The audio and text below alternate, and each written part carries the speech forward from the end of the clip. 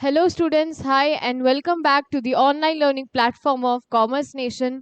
तो चलिए आज चालू करते हैं। आज हम सॉल्व करना चालू करेंगे MGKVP का 2022 का पेपर। तो इसके पहले हमने बाकी बहुत सारे बीकॉम के पेपर सॉल्व कर लिए हैं, ठीक है।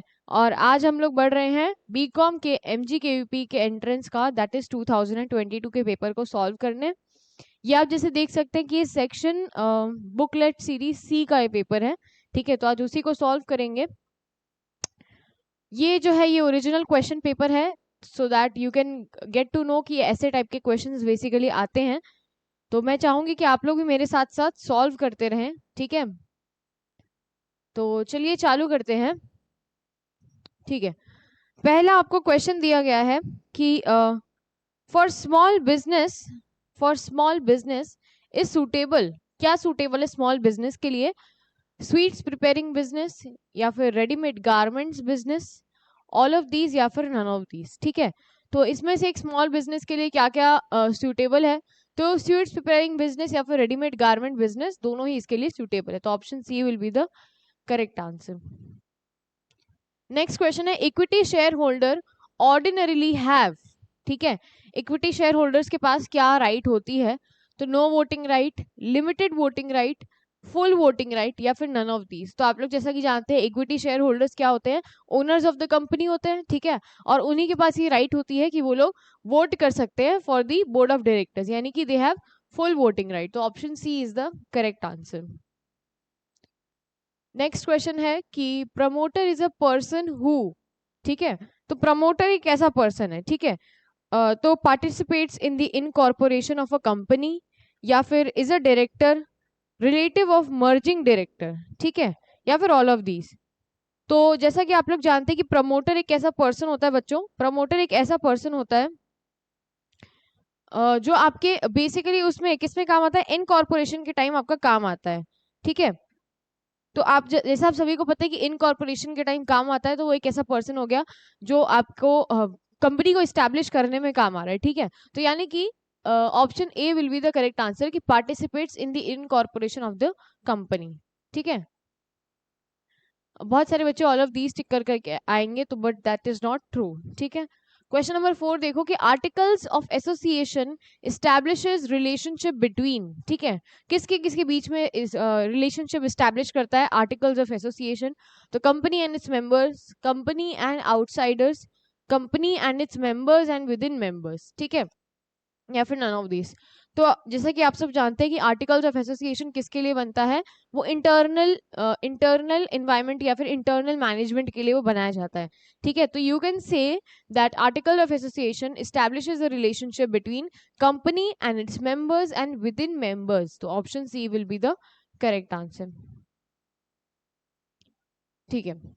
Now the next question is question number 5 कि the liability of a members can be, ठीक है। तो लाइबिलिटी ऑफ मेंबर्स कैसी होती है, वो हम कहाँ से जान सकते हैं? लाइबिलिटी ऑफ मेंबर्स, ठीक है, आर्टिकल से या फिर मेमोरेंडम से, प्रोस्पेक्टस से, या फिर किसी से भी नहीं। तो हम लाइबिलिटी ऑफ मेंबर्स हम कैसे गेस कर सकते हैं? तो we can get it from memorandum association, ठीक है।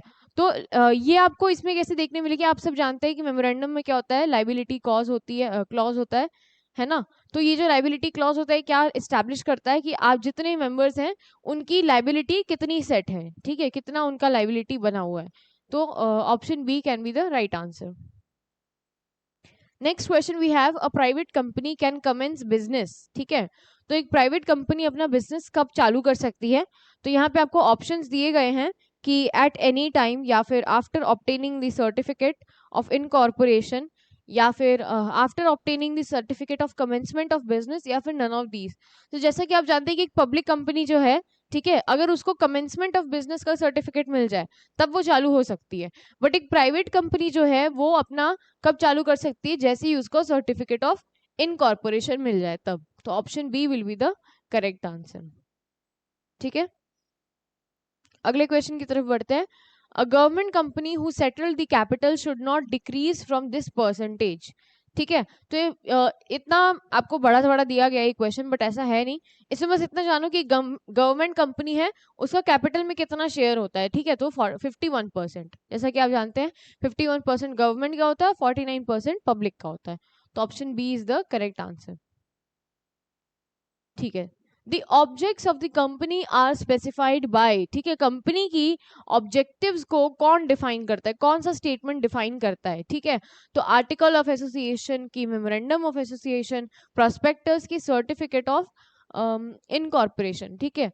तो जैसे कि आप सब जानते हैं कि कंपनी के ऑब्जेक्टिव्स, ठीक है, कंपनी का मोटो और कंपनी का यू कैन से लाइबिलिटी, सब्सक्रिप्शन और फिर कैपिटल, ये सब किस में डिस्कस किया जाता है, ये सब कंपनी का डिस्कस किया जाता है उसके मेमोरेंडम ऑफ एसोसिएशन में, ठीक है। Option B is the correct answer. इसीलिए मेमोरेंडम का दूसरा नाम क्या है कि चार्टर ऑफ द कंपनी, ठीक है, यानी जो ऑब्जेक्टिव ले लेके चलता है, ठीक, ठीक है। अगला क्वेश्चन देखो कि the capital of a company is divided into number of parts, each one of which are called, ठीक है। कैपिटल को जो डिवाइड किया जाता है तो उस कैपिटल के ईच पार्ट को हम क्या कहते हैं, शेयर्स कहते हैं। ये तो आप सभी को पता है, तो option D will be the correct answer. हाँ, अगला क्वेश्चन है कि in a private enterprise audit is, ठीक है। एक प्राइवेट एंटरप्राइजेस में अगर आपका ऑडिटिंग चल रहा है तो किस तरीके के नेचर का होता है, ठीक है। तो कंपलसरी होता है, या फिर आप कह लो कि ऑप्शनल होता है, नेसेसरी होता है, अननेसेसरी होता है, या फिर नन ऑफ दीज, ठीक है। तो एक प्राइवेट कंपनी की अगर हम बात करें तो ये जो ऑडिटिंग होती है वो ऑप्शनल नेचर की होती है, ठीक है। तो option B will be the correct answer, ठीक है। अगला देखिए कि who invented the double entry system of book keeping, ये किसने इन्वेंट किया था, ठीक है। तो ये इन्वेंट किया गया था हमारे फेमस ल्यूकस पैसियोली जी के द्वारा, ठीक है। तो option B will be the correct answer, ठीक।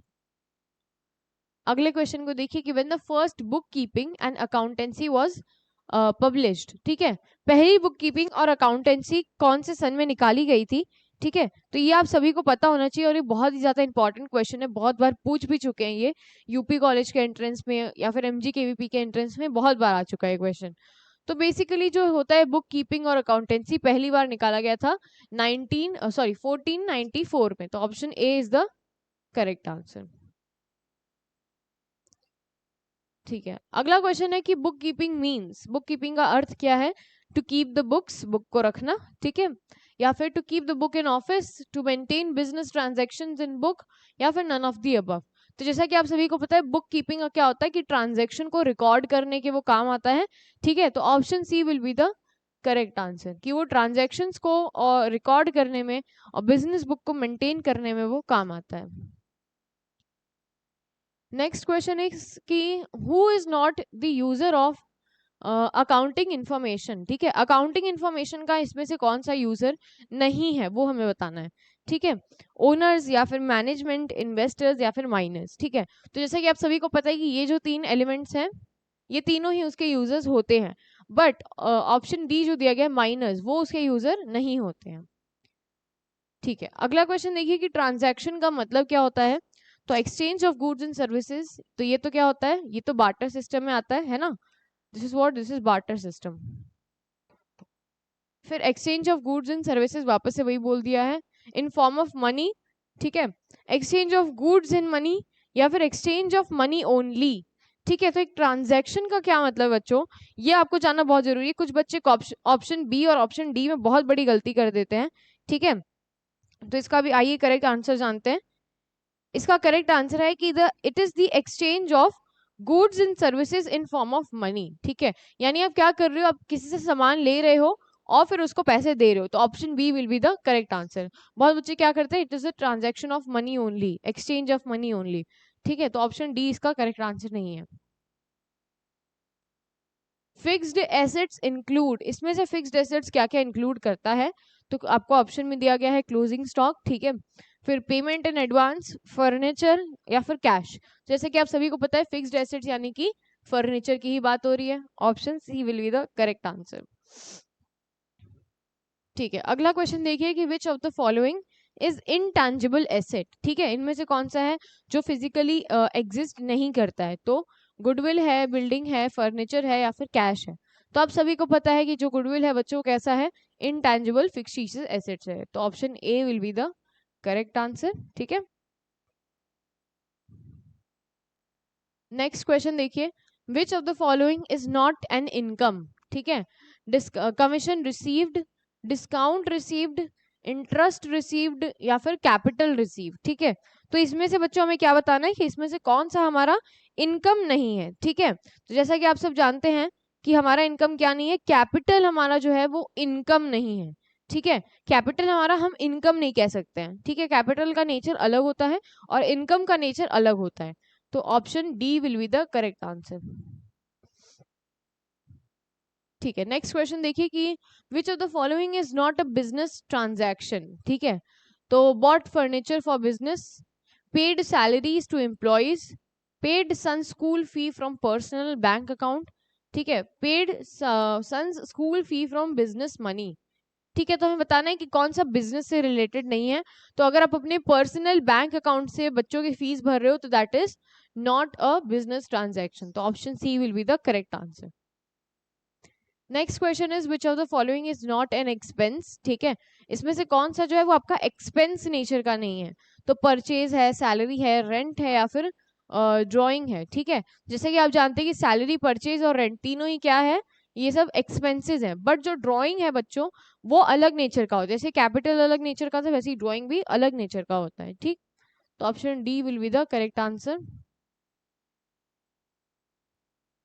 ठीक है, अगला क्वेश्चन है कि the policy of anticipate no profit and provide for all possible losses arise due to. ठीक है, तो ये बहुत ही फेमस कन्वेंशन है। ठीक है, इसका दूसरा नाम भी है प्रूडेंस कॉन्सेप्ट, जो कहता है कि फ्यूचर के प्रॉफिट्स को मत बचाओ बट फ्यूचर के लॉसेस को सिक्योर करके रखो। तो ये कौन सा कॉन्सेप्ट है, that is convention of conservatism. ठीक है, option B will be the correct answer. अगला क्वेश्चन देखते हैं कि according to going concern concept the business entity will continue to exist. ठीक है, तो बिजनेस एंटिटी कब तक एग्जिस्ट करेगी, तो परमानेंटली होता है। इनडेफिनेटली बहुत लोग टिक करके आते हैं बट नहीं, परमानेंटली यानी वो एक परमानेंट एग्जिस्टेंस पे खड़ा हुआ है। ठीक है, तो option B will be the correct answer. ठीक है, अगला क्वेश्चन है कि गैप का फुल फॉर्म क्या है। तो ये बहुत ही ज्यादा बेसिक सा क्वेश्चन है। ठीक है, ये एक स्टैटिक क्वेश्चन है जो आप सभी को याद करना पड़ेगा। तो बच्चों गैप आपने बहुत बार सुना होगा क्लास 11th में, इसका फुल फॉर्म क्या है, that is generally accepted accounting principle. तो option B will be the correct answer. ठीक है, नेक्स्ट क्वेश्चन इज कि in which year Lucas Pacioli's book the compute set scriptures was it published. ठीक है, तो कौन से साल में ये बुक निकाली गई थी हमें वो बताना है। ठीक है, आपको ऑप्शंस ऑलरेडी दे रखे हैं यहाँ पे। ऑप्शन है 1400 में निकाला गया था, या फिर निकाला गया था 1494 में। ठीक है, या फिर 1594 में, या फिर 1694 में। तो ये निकाला कब गया था बच्चों, वही उसी साल जिस साल आपका बुक कीपिंग इंट्रोड्यूस हुआ था, तो 1494 में। ठीक है, ठीक है, अब देखिए ये भी बहुत एक इंपॉर्टेंट क्वेश्चन है कि बैंक ओवरड्राफ्ट अकाउंट का नेचर क्या है। तो पर्सनल नेचर है कि रियल नेचर है कि नॉमिनल नेचर है या फिर रिप्रेजेंटेटिव पर्सनल नेचर है। ठीक है, तो बहुत बच्चे इसमें गलती कर देते हैं, रिप्रेजेंटेटिव पर्सनल लगा कर आते हैं, बट ये सिर्फ एक पर्सनल अकाउंट। तो option A will be the correct answer. Personal account का रूल पूछा गया है कि debit the receiver, credit the giver. ठीक है, debit all expenses and losses, credit all income and games, debit what comes and credit what goes. ठीक है, तो ये तो रियल अकाउंट का है। ठीक है, ये नॉमिनल अकाउंट का है, और ये जो है ऑप्शन ए वो है हमारे पर्सनल अकाउंट का रूल। ठीक है, तो option A will be the correct answer. Next question है wages paid to worker for construction of building which account is debited. ठीक है, कौन सा अकाउंट डेबिट किया जाएगा। तो आप जैसा कि जानते हो कि नॉमिनल अकाउंट क्या कहता है, नॉमिनल अकाउंट कहता है कि debit all expenses and credit all gains. ठीक है, तो इसके कहने का साफ साफ यही मतलब बैठ रहा है कि डेबिट ऑल एक्सपेंसेस, तो हमारा एक्सपेंस क्या है, ठीक है, और गेन क्या है, हमें उस पे जाना है। ठीक, तो वेजेस अकाउंट डेबिट होगा, ठीक है, क्योंकि हमारा वेजेस जा रहा है, debit is expense, sorry expense है ना वेजेस, तो option A will be the correct answer. ठीक है, अगला क्वेश्चन है कि paid salary to Mohan which account will be debited, ठीक है, कौन सी अकाउंट को डेबिट किया जाएगा, तो वही सेम क्वेश्चन वो पूछ रहा है, ठीक है, कि डेबिट ऑल द एक्सपेंसेस, ठीक है, तो डेबिट ऑल द एक्सपेंसेस यानी कि सैलरी अकाउंट डेबिट। अब किसको जा रहा है, तो मोहन क्या है, मोहन रिसीवर है ना, तो मोहन का अकाउंट पहले देख लो कि मोहन क्या है, पर्सनल अकाउंट है, ठीक है, और उसको पैसे रिसीव हो रहे हैं, तो इसीलिए वो क्रेडिट में जाएगा, तो ऑप्शन ये टू मोहन अकाउंट हो जाएगा, ठीक है, यानी कि हमने क्या देखा कि जो सैलरी अकाउंट डेबिट है वो क्या हो रहा है, डेबिट हो रहा है, तो option B will be the correct answer. Next question is कि परचेज्ड गुड्स फ्रॉम टोना for cash will be credited to, ठीक है, हमने गुड्स को परचेज किया गया है, ठीक है, टोना नाम के किसी व्यक्ति से, ठीक है, तो उसमें हम क्या एंट्री करेंगे, ठीक है, उसमें क्या क्रेडिट होगा, जैसा कि आप जानते हैं कि purchase account debit to cash, तो option C will be the correct answer. Goods taken by proprietor the account will be credited to, ठीक है, तो मान लो कि गुड्स को विड्रॉ किया गया है and that too by the proprietor, ठीक है, तो कौन सा अकाउंट इसमें जो है वो क्रेडिट होगा, तो इसमें कौन सा अकाउंट क्रेडिट होगा बच्चों, दैट इज ऑप्शन गुड्स दिया गया है, परचेज दिया गया है, ड्रॉइंग अकाउंट दिया गया है, और आपका दिया गया है कैपिटल अकाउंट, ठीक है, तो इसमें से जो करेक्ट आंसर है वो क्या है बच्चों,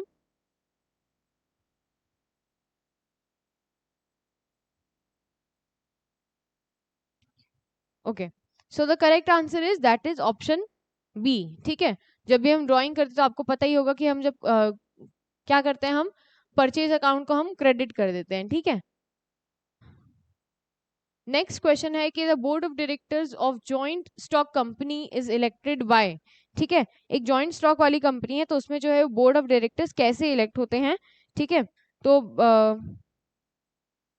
बाय जनरल पब्लिक या फिर गवर्नमेंट बॉडीज, शेयर होल्डर्स या फिर एम्प्लॉइज, तो किसके द्वारा इलेक्ट किए जाते हैं, तो जैसा कि शेयर होल्डर्स के द्वारा इलेक्ट किए जाते हैं। नेक्स्ट क्वेश्चन है minimum number of members in public company, कितनी पब्लिक कंपनी में मेंबर्स होती है मिनिमम, ठीक है, तो मिनिमम नंबर ऑफ मेंबर होते हैं that is 7, option C. Registration of joint stock company is, ठीक है, एक जॉइंट स्टॉक कंपनी की जो है वो रजिस्ट्रेशन कैसी होती है, तो वो बच्चों कंपलसरी की गई है, ठीक है, जॉइंट स्टॉक कंपनी को रजिस्टर करना कंपलसरी है, तो option C is the correct answer, ठीक है। A company is called an artificial person because, एक कंपनी को आर्टिफिशियल पर्सन क्यों कहते हैं, it does not have the shape of natural person, it is invisible and intangible, या फिर it exist only in contemplation of law, ठीक है, तो ऑप्शन सी इसमें करेक्ट आंसर है, क्योंकि सिर्फ वो लॉ के द्वारा बनाया जाता है, वो रियली कोई पर्सन नहीं होता, इसीलिए उसको हम क्या कहते हैं, आर्टिफिशियल पर्सन का उसको हम नाम देते हैं, ठीक। Private company is one where, ठीक है, एक ऐसी कंपनी है ये प्राइवेट कंपनी जहां पे शेयर्स का ट्रांसफर होना रिस्ट्रिक्ट किया गया है, या फिर shares can be traded on stock, ठीक है, या फिर there is no restriction on transfer of shares, तो आप जैसा कि जानते हैं कि ये किसका नेचर है, ये पब्लिक कंपनी का नेचर है, ठीक है, तो इसी का ऑपोजिट क्या हो जाएगा, प्राइवेट कंपनी, शेयर्स जो है वो ट्रांसफर हो सकता है, सॉरी रिस्ट्रिक्ट किए गए ट्रांसफर पे, ऑप्शन ए करेक्ट आंसर है।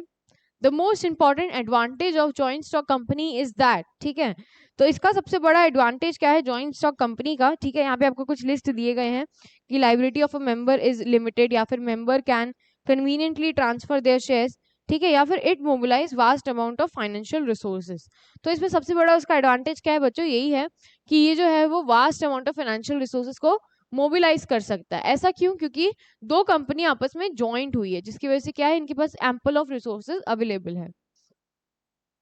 प्रेफरेंस शेयर होल्डर्स हैव, ठीक है, प्रेफरेंस शेयर होल्डर्स के पास राइट होती है कि नहीं, तो जैसा कि आप सभी को पता है कि नो वोटिंग राइट्स होती है। Liability of members of cooperative society is, ठीक है, कोऑपरेटिव सोसाइटी में जितने मेंबर्स होते हैं तो उनकी लाइबिलिटी कैसी होती है बच्चों, तो उनकी जो लाइबिलिटी होती है वो लिमिटेड होती है, ठीक है, उन्होंने जितना कैपिटल कंट्रीब्यूट किया है उसके हिसाब से उनकी लाइबिलिटी फिक्स की जाती है, तो option A is the correct answer. Registration registration of cooperative society is, ठीक है, कोऑपरेटिव अगर सोसाइटी आप ओपन कर रहे हो तो उसका भी रजिस्ट्रेशन क्या है बच्चों, कंपलसरी है, ठीक है, ठीक है। Next question is the minimum number of members in a cooperative society is, ठीक है, कोऑपरेटिव सोसाइटी में मिनिमम नंबर ऑफ मेंबर्स कितने होते हैं, ठीक है, दैट इज टोटल 10 एडल्ट होने चाहिए, ठीक है, एडल्ट होने चाहिए, एंड दैट टू 10 पीपल, तो option C will be the correct answer, ठीक है। नेक्स्ट क्वेश्चन इज कि cooperative society law was passed in, ठीक है, कब पास किया गया था ये लॉ, तो ये लॉ आपका पास किया गया था 1912 में, ठीक है, तो option A is the correct answer, ठीक है। बिजनेस क्या है, बिजनेस एक आर्ट है या फिर वो एक साइंस है, ठीक है, या फिर वो बोथ है या फिर नन ऑफ दीज है, तो आप सभी लोग जानते हैं कि बिजनेस क्या है बच्चों, वो एक आर्ट भी है और वो एक साइंस भी है, तो ऑप्शन सी करेक्ट आंसर है। The essential for getting success in business is, ठीक है, कैपिटल ज्यादा होना चाहिए, कि एफिशिएंट बिजनेस ऑर्गेनाइजेशन होना चाहिए, कि होना चाहिए मशीनरी की ऑनेस्ट्री, ठीक है, तो सबसे ज्यादा क्या efficient, that is efficient business organisation होना बहुत ज्यादा जरूरी है, ठीक है। चलिए नेक्स्ट क्वेश्चन इज कि बिजनेस इंक्लूड, बिजनेस के अंदर क्या क्या इंक्लूडेड है, all human activity, all human economic activity, all human non economic activity, की नन ऑफ दीज। जैसा कि आप सब जानते हैं कि बिजनेस क्या होता है, इकोनॉमिक एक्टिविटी पे चलता है, इसीलिए option B will be the correct answer. Risk may be defined an uncertainty in regard to cost, loss or damage. This statement is of, ठीक है, तो ये स्टेटमेंट बच्चों किसके द्वारा दिया गया था वो डिस्कस करते हैं। ये स्टेटमेंट दिया गया था आपके हार्डी द्वारा, ठीक है, ये एक बहुत फेमस साइंटिस्ट हैं मैनेजमेंट ऑफ बिजनेस के रिलेटेड, तो option C is the correct answer. Cause of business risk are, ठीक है, तो बिजनेस रिस्क किसी की भी वजह से हो सकता है, ह्यूमन रिस्क, फिजिकल रिस्क या फिर नेचुरल रिस्क, तो all of these, option D.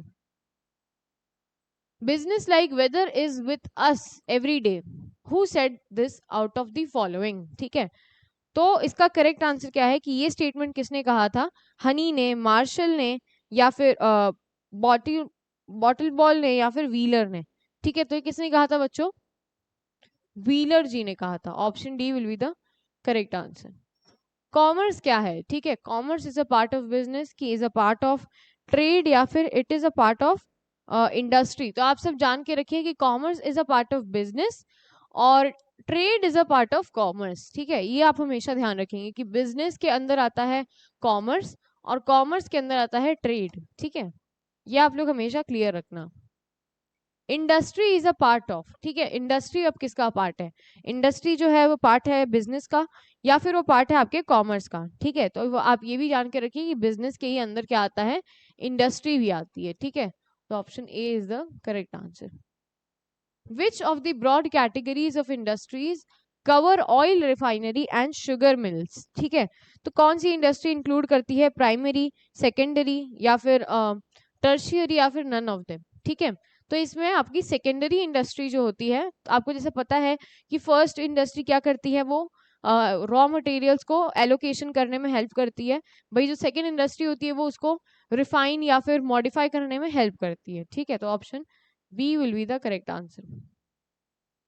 The liability of sole trader is limited to the extent, कहाँ तक लिमिटेड रहता है, तो जैसा कि आप सब जानते हैं कि वो क्या होता है कि उसके अनलिमिटेड लाइबिलिटी होती है, यानी कि उसने उसके पर्सनल एसेट्स को भी हम टच कर सकते हैं, तो option C is the right answer की value of the business as well as is all private assets, ठीक है।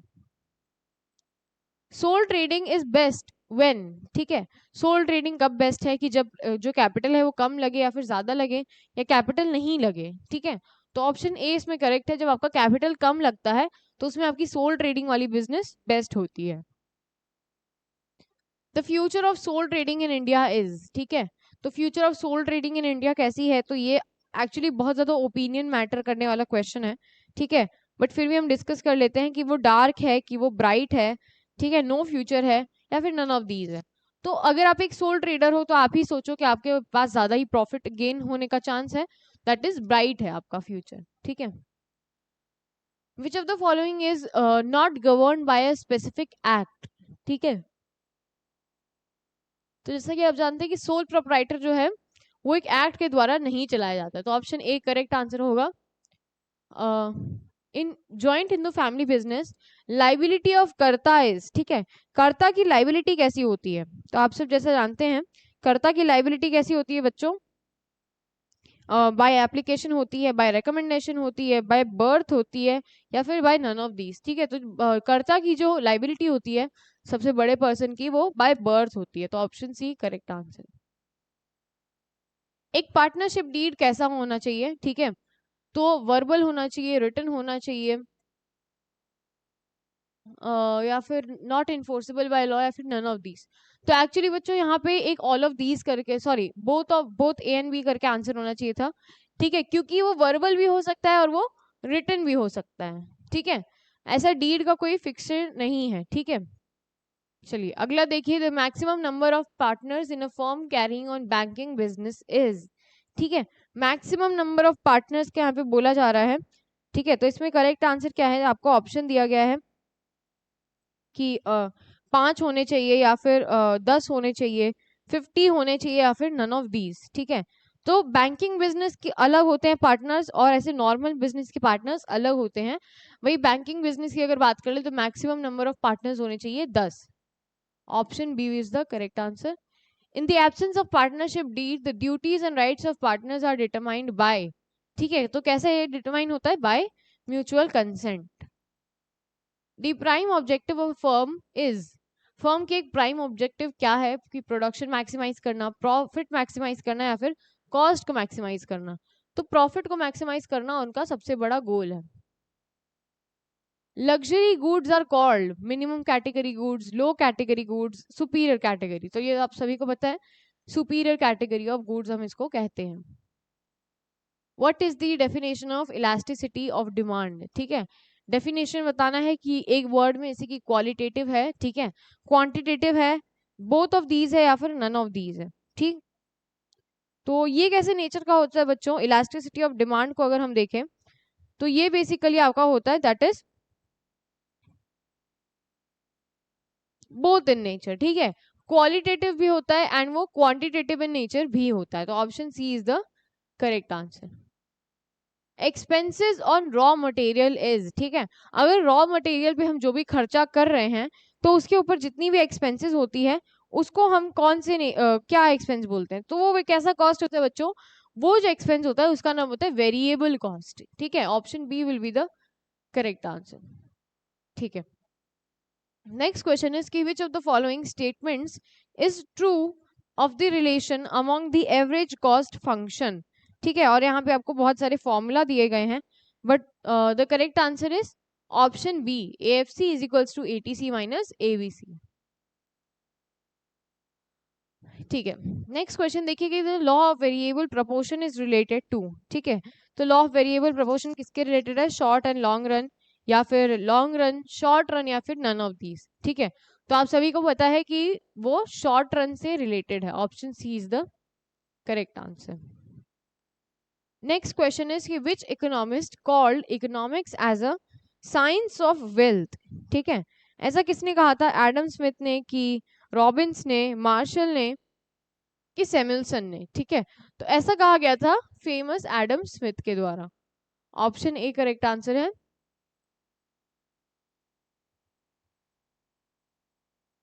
नेक्स्ट क्वेश्चन देखिए कि welfare created definition of economics was propounded by, तो ये किसके द्वारा दिया गया था, that was Marshall, option A correct answer. Which of the following is an economic activity, ठीक है, इनमें से कौन सा जो है वो इकोनॉमिक एक्टिविटी है, कंजम्पशन कह लो, एक्सचेंज कह लो, प्रोडक्शन कह लो, या फिर ऑल ऑफ द अबव, ठीक है। तो बहुत बच्चे इसमें क्या करते हैं, वो सिर्फ प्रोडक्शन को टिक लगा कर आते हैं, है कि नहीं, बट ये गलत है, प्रोडक्शन सिर्फ वो नहीं है, कंजम्पशन और एक्सचेंज भी हमारा क्या होता है, वो इकोनॉमिक एक्टिविटी में काउंट होता है, ठीक है। अगला क्वेश्चन देखिए कि व्हाट इज ट्रू, ठीक है, needs are limited, wants are unlimited, both are true, all of the above, ठीक है।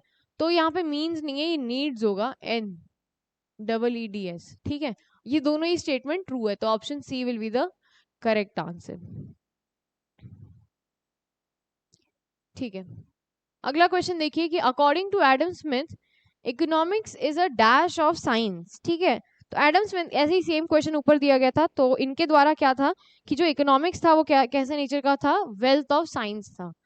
ऑप्शन ए करेक्ट आंसर है। The central problem of an economy is कि what to produce, how to distribute produce goods, all of the above, तो all of the above. Wealth of nations is written by, ठीक है, wealth of economics नहीं, अब आ गया wealth of nation. तो ये किसके द्वारा लिखा गया था, ये लिखा गया था फेमस आपके एडम स्मिथ के द्वारा, यानी कि option C is the correct answer. Life membership fee received by a club is shown in, ठीक है, अगर पूरे लाइफ मेंबरशिप फी की बात की जा रही है तो वो बैलेंस शीट में दिखाया जाता है। रिसिप्ट्स एंड पेमेंट अकाउंट कैसा अकाउंट है, तो आप सभी लोग जानते हैं कि वो रियल अकाउंट है। Which of the following is not a true for non for profit organization, ठीक है, तो कॉलेज या फिर स्पोर्ट्स क्लब, मारुति उद्योग या फिर हॉस्पिटल। ठीक है, तो जैसे कि आप जानते हैं कि मारुति उद्योग जो है वो sorry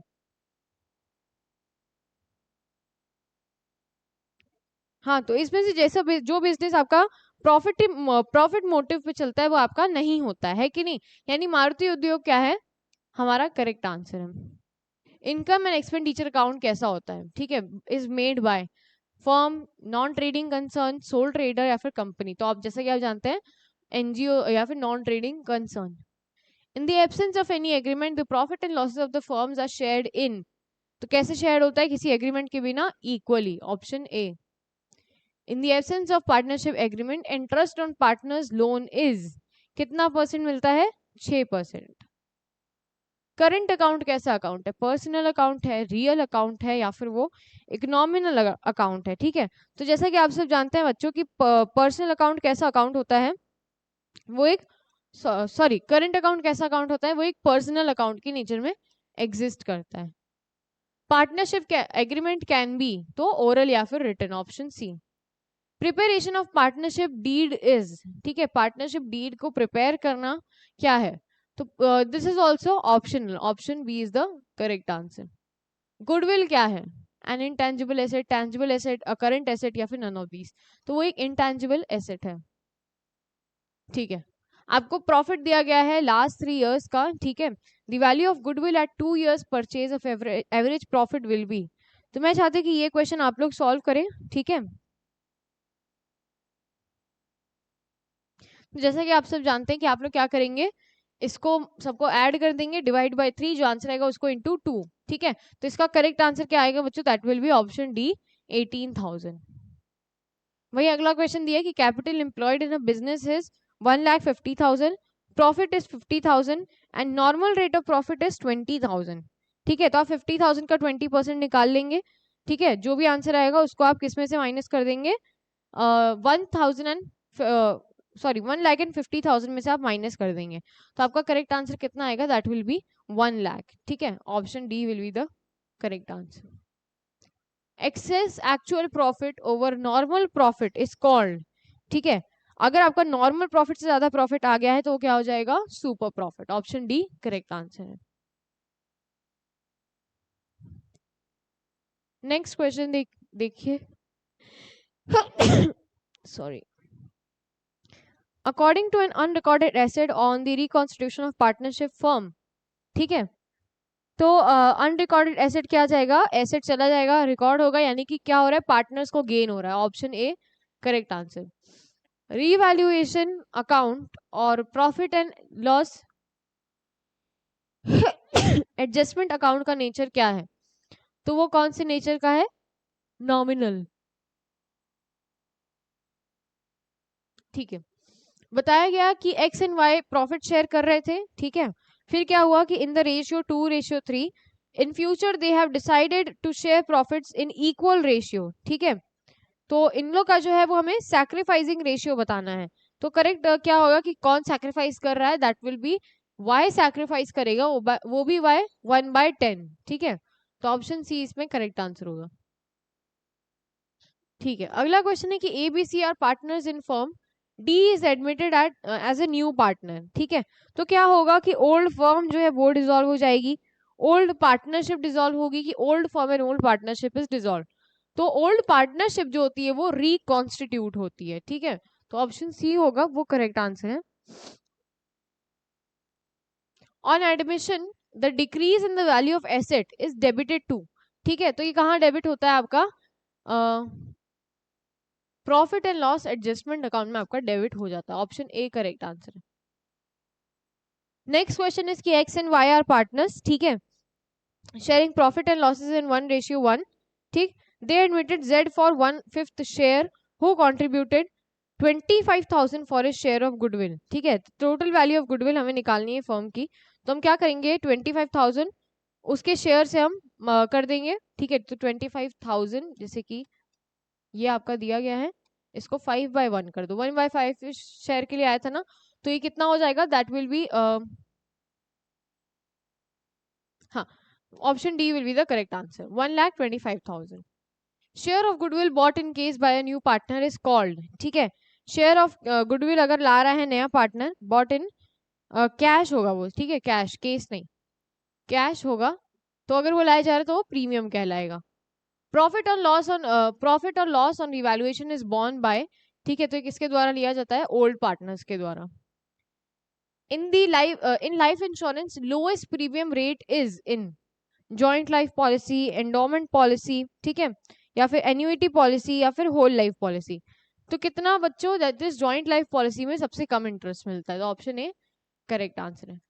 parties to insurance are, कितनी पार्टीज होनी चाहिए इंश्योरेंस में? मिनिमम 2 पार्टी तो होनी ही चाहिए। Maximum rate of interest is allowed on, ठीक है, fix deposit account, saving account, home safe account, या फिर करंट अकाउंट। तो आप सभी लोग जानते हैं फिक्स डिपॉजिट अकाउंट में सबसे ज्यादा इंटरेस्ट मिलता है। Functions of commercial bank is, ठीक है। तो एक कमर्शियल बैंक का फंक्शन क्या है? To provide loan, provide accept deposit, work as an agent, या फिर perform all of the above functions. तो all of the above. Scope of multinational company is, multinational company का स्कोप क्या है? International basis पे वो ऑपरेट कर सकती है। In departmental undertaking is service motive, secrecy, economy, या फिर ऑल ऑफ दीज, ठीक है। तो जैसा कि आप सब जानेंगे कि ये जो क्वेश्चन है ये थोड़ा सा घुमावदार क्वेश्चन है, ठीक है। इसमें क्या पूछा गया है कि जो आपका डिपार्टमेंटल अंडरटेकिंग है वो किस नेचर का है? सर्विस मोटिव है, ठीक है, या फिर ये एक कह लो कि सीक्रेट मेंटेन करने वाला काम है, ठीक है, या फिर एक इकोनॉमिकल बिजनेस है, मतलब इकोनॉमी के लिए रन करे। तो जैसे कि आप जानते हैं डिपार्टमेंटल अंडरटेकिंग यानी कि ऐसी पब्लिक इंस्टीट्यूशन जो किसी मिनिस्ट्री द्वारा रन की जाती है, ठीक है। तो ये क्या है? ये इकोनॉमी के लिए होता है, ठीक है, ना ये सीक्रेट होता है, ना ये सर्विस मोटिव होता है, इकोनॉमी के लिए होता है। तो ऑप्शन सी करेक्ट आंसर है। बहुत सारे बच्चे ऑल ऑफ दीज टिक करके आते हैं, बट वो क्या है? रॉन्ग हो जाएगा, ठीक है। Government company is established bye, ठीक है, गवर्नमेंट कंपनी कैसे एस्टैब्लिश होती है? तो by parliament, by state assembly, by Indian companies act, या फिर बाय बैंकिंग एक्ट, ठीक है। तो जैसा कि आप सब जानते हैं कि ये एक गवर्नमेंट कंपनी जो है बच्चों वो आपकी इंडियन कंपनी एक्ट 2013 के द्वारा फॉर्म होती है, ठीक है। तो ऑप्शन सी करेक्ट आंसर हो जाएगा। For Indian economy public enterprise is, ठीक है, इंडियन इकोनॉमी के हिसाब से पब्लिक एंटरप्राइजेस कैसी है बच्चों? तो वो क्या है? एक नेसेसरी एंटरप्राइज है। ऑप्शन ए जो है वो करेक्ट आंसर आपका हो जाएगा। जैसे कि आप देख सकते हैं कि हमने टोटल 100 क्वेश्चंस हमने सॉल्व कर लिए, एंड आई होप आपने भी मेरे साथ किया होगा, ठीक है। So that is all for today, and will come again, I will come again, ठीक है, and we will solve again, ठीक। तो मैं चाहती हूँ नेक्स्ट टाइम आप लोग थोड़ी सी प्रैक्टिस करके आए, एंड टिल देन आपको कोई भी डाउट होगा तो आप लोग पूछ सकते हैं। That's all for today, and will meet in next lecture.